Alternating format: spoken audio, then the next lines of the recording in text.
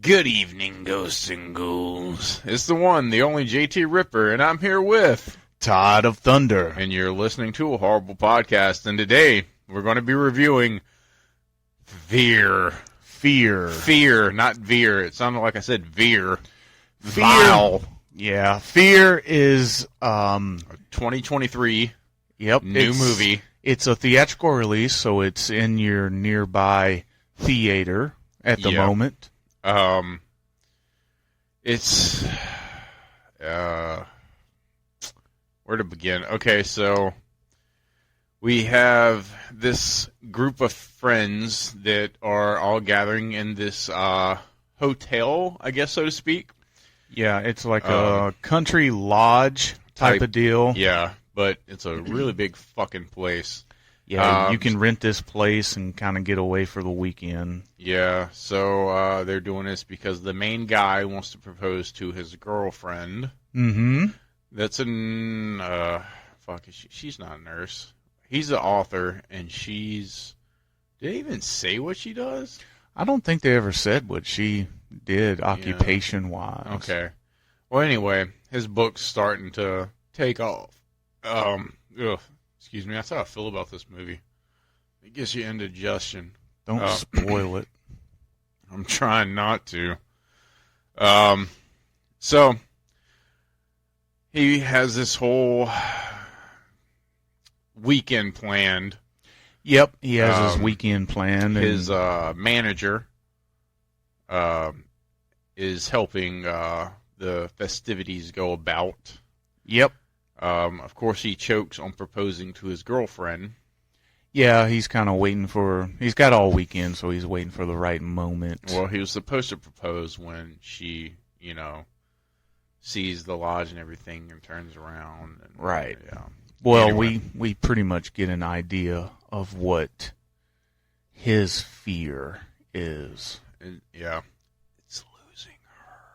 It's commitment, probably. He's got commitment issues, I tell you. Anyway, so they have close friends come. Yeah, they're all there and happy, and then they go inside the hotel, and they're going over all the like, hey, did you propose to her? And he was like, no, joked. He was like, again. He's like, again. His other friend, because him and his friends haven't hung out in 3 years, and he was like, yeah, this is round number 4 of choking. Yeah. Like I said, you get an idea of what his fear is, which is probably commitment issues and stuff like that. But these group of people, they kind of, they're all friends in some way, shape, or form, I suppose. It didn't seem like that. It wasn't too... It just seemed like a group of random people that knew each other. It wasn't. Slightly. Wasn't good chemistry between the characters. There were some good character work, but overall, I didn't believe these people hung out with each other. No. And then you have your hotel keeper there, who's the gatekeeper. Yeah. She's the one that rents out this lodge to people, and you see her for a few moments. She does her creepy shit. Gives them a bottle of wine and takes their picture. Yeah, and she disappears. And, of course, that comes back later on, I guess. Well, I mean, this is the last time you see her, but her actual character is revealed as this gatekeeper as the story progresses. And unfolds. Yeah, they're all... Yeah. After they're all settled in and stuff, they go. They have this big campfire out there, and they just get to talking. And one of the characters says, "Fuck it, let's just reveal all of our fears." Yeah, It's kind of weird because he was talking about the backstory of the place. Well, not really the backstory, but the history of the area. He doesn't reveal the backstory of the actual lodge, even though he knows it. Well, that's one of the reasons why he actually chose the spot, not only to propose to his girl, but to write his next big book. it was almost like research because he writes spooky shit. Yeah. And he, he's one of these guys that, he's kind of like that character in 1408, the John Cusack character where... Way better movie. Yeah, way better movie, but a little bit like him where, if he's writing a book or, what's his name's character in Sinister? Ethan Hawke. Ethan Hawke, yeah. They know, like, the history of somewhere and it might be bad, but they're doing a book and stuff on it, so they go there just to, see if A, it's real, and B, to get inspired. Get inspired. Anyway, so they're at the campfire and they're discussing their fears. Yeah, their deepest fears, and, one character, his deepest fear is, this is the T.I. character. His fear is... Yeah, the rapper T.I. Yeah, his fear is people not trusting him. He came from a rough part of Detroit, Michigan. So he grew up like expected to be a certain way, but he tried really hard to turn his life around and not be in that situation. So his deepest fear is people not trusting him when he tells them something, Right. Then this other girl, her fear is not being there for her child. Yeah. And then another fear from another character is drowning. Another fear is blood. Yeah. This guy, he's just freaked out by blood. The manager's fear was claustrophobic.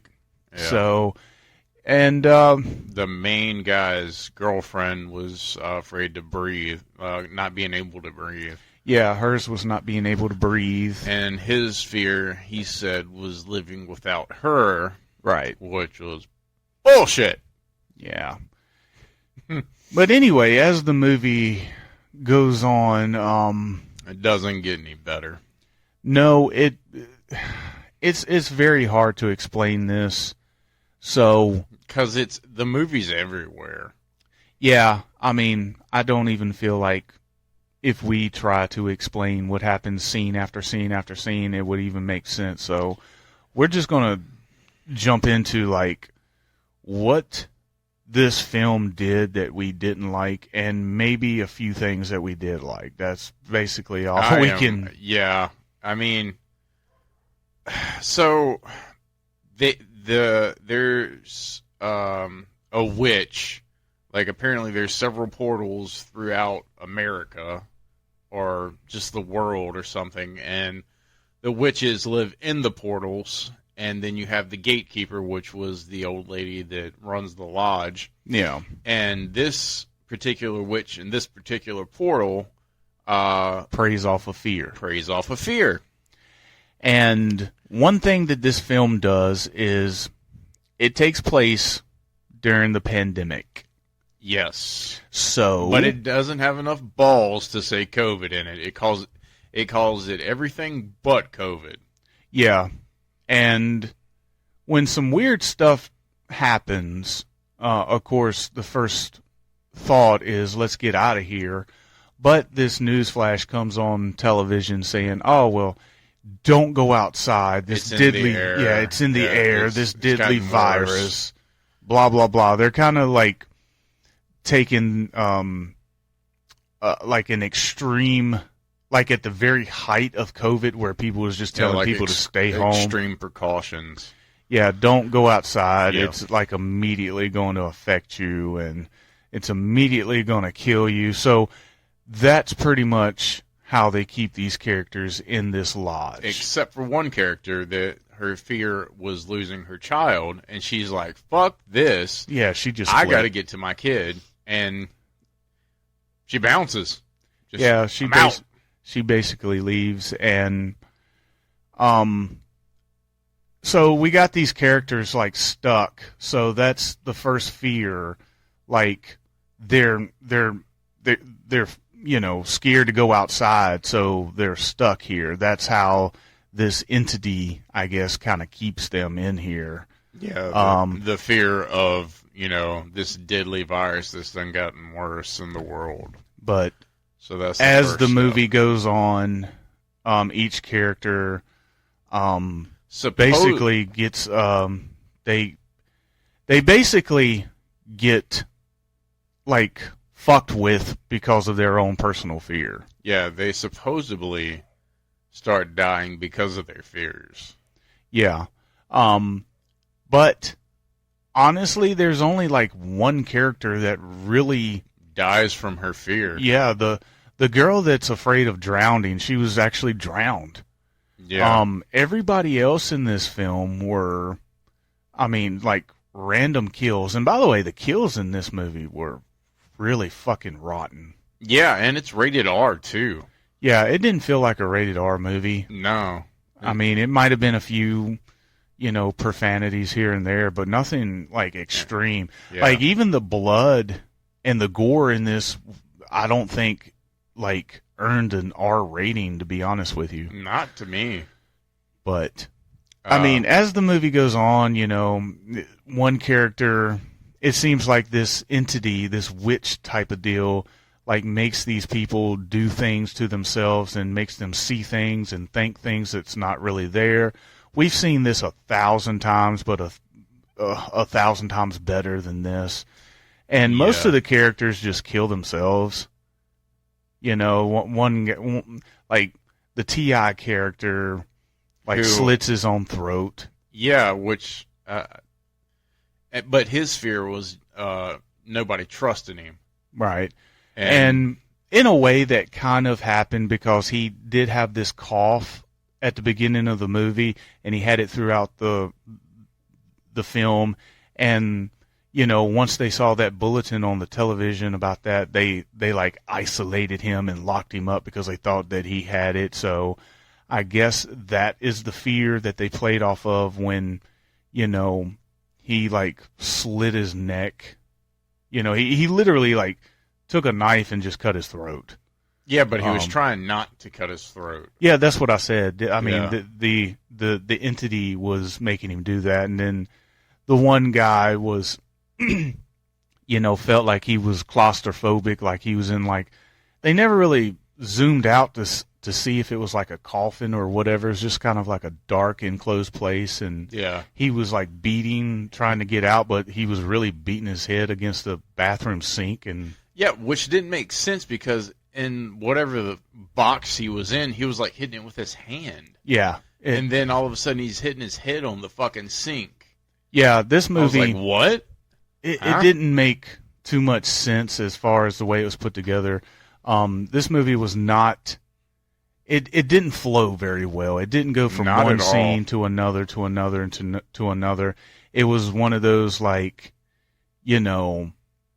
hey, I just got in bed. Hey, I woke up. Hey, it's now morning time. Hey, all of this is supposed to happen, but it's shot like, you know what I mean? Like they talk about things that just now happened, but they talk about them like it was last night. Yeah. You know what I mean? Like stupid shit like that. The cinematography wasn't very good. Very god awful. The colors in the movie was everywhere. Like some scenes were really dark and you couldn't see it and tell. Then some scenes were like creepy, spooky, and then some scenes were bright, and then some scenes were normal. And it was very that's what he's talking about. Like when the scene, like how they don't flow because you're going from like dark and spooky to light and bright to foggy. Yeah. To light and bright, dark and spooky. But pitch black. Honestly, we're never. Obviously, we're sitting here talking about a witch, but you don't really get that reveal until the very end of the film. It don't feel like a witch, though. Yeah, it doesn't feel like a witch. So the whole film, you don't really know what you should be afraid of. Is this a haunted house movie? Is it a witch movie? Is it what the fuck is going on? It's just they had an idea and it was poorly executed. It wasn't very, the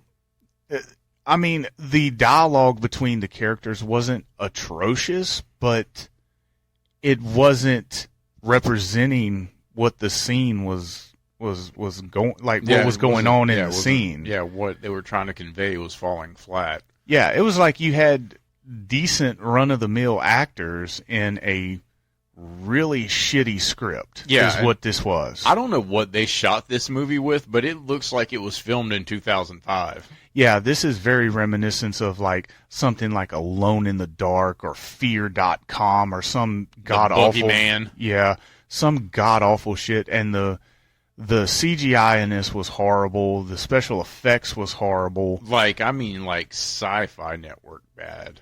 Yeah, it just wasn't very good. And, honestly, there were no characters that you could get behind where you go, oh, I see myself as this person. I see myself as that. Like, everybody was very, very, like, run-of-the-mill. Yeah. And especially the guy's girlfriend, who eventually ended up being, I guess you call her, the final girl. Yeah. She was the most driest of them all. Yeah. And, like, I gave less than a shit about her. Like, I didn't care anything about her. I thought she was very cold.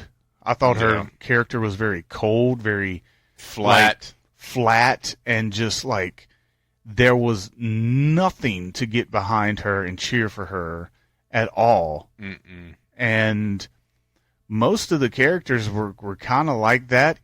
I mean, there were some that had potential, but they wasn't really explored, or they were just killed off randomly just to have a body count. Yeah. And, I think the main guy was pretty much, he was okay, but, the script that he was working with was just god-awful. And, by the way, he's the only one that actually gets killed because of a mistake from another character. Because of the other person's fear. And his fear was the cops. Yeah, his fear was the cops. A black man that feared the cops. Yeah, it was pretty run-of-the-mill, easy writing, especially for 2023. Yeah, it seems like they just took like real-world things and poorly executed a fear. Yeah. Like, I can understand having a fear of authority.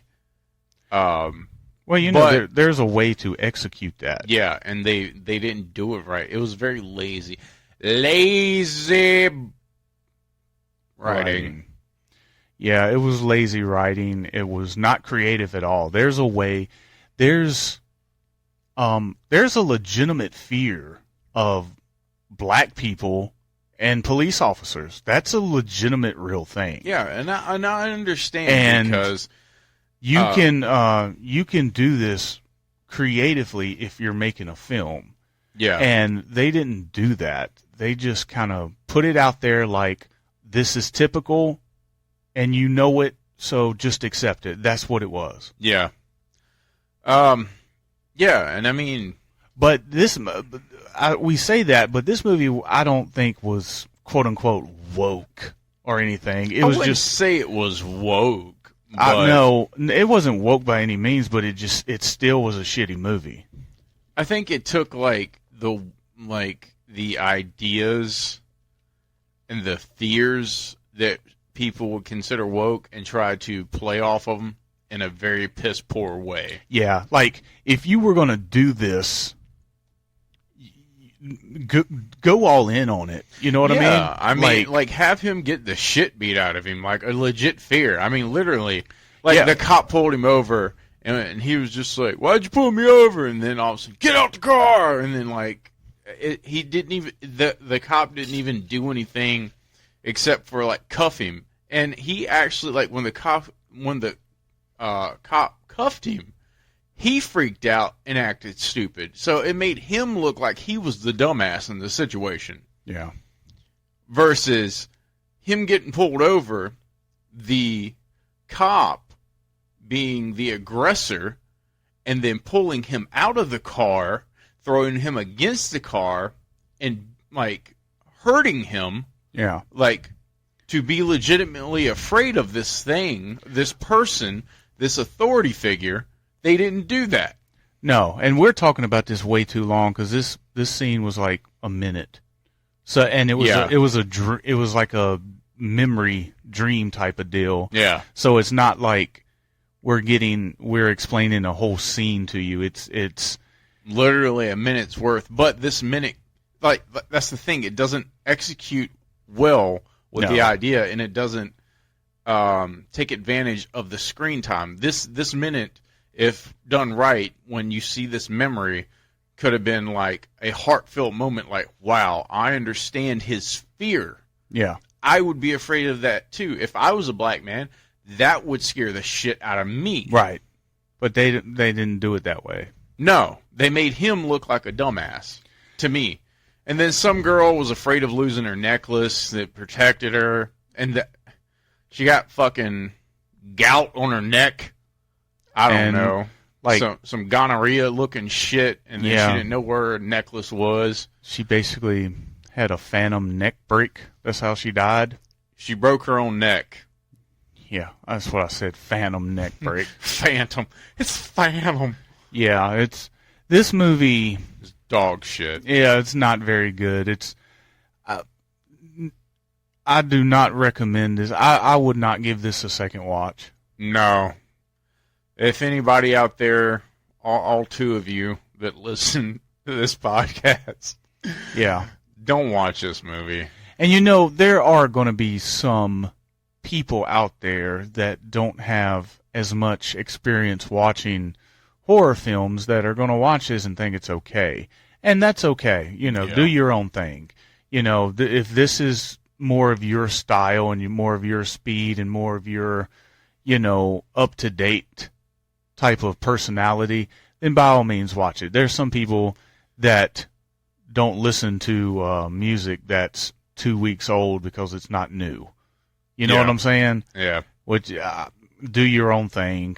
I think you're retarded, but do your own thing. Yeah, you do you, boo-boo. Whatever floats your boat and tickles your pickle. But at the end of the day, I'm struggling with this. I mean, I've seen worse movies, but, I don't know. Maybe, I think 4.5.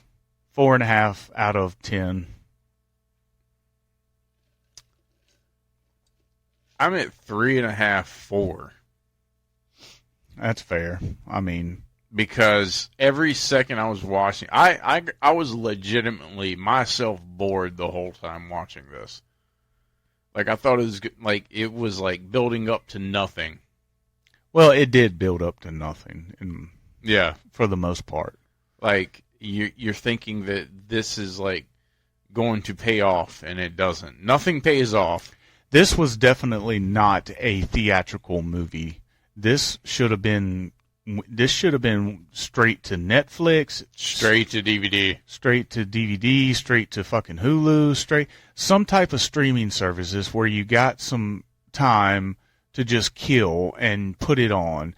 Don't waste your money. Don't spend your $8 or $16 or however much it costs to get in. Yeah, don't rent this shit when it comes out neither. Don't buy it. If it happens to be on a streaming service of something that you already subscribe to, sure, give it a watch. Waste your time like we did. Yeah, it should have been a streaming movie, It's but you don't know when a movie's going to suck or going to be bad until you see it. So yeah, I had a feeling though. I don't regret seeing anything because eventually we're going to see it anyway, and we're going to have. So far, it's at the bottom of the list starting this year off. Well, this is only the first month of the year, I know. So we've seen some decent ones. We've seen Megan. We've seen Sick. Those were two pretty good movies right there, and so. One out of Knock at the Cabin this Friday. We're gonna review Knock at the Cabin. We're gonna go to see that. Yeah, and we're just gonna keep rolling them out. Rolling. Keep those reviews rolling. Hoota! Yeah, this movie sucked. Don't watch it. Yeah,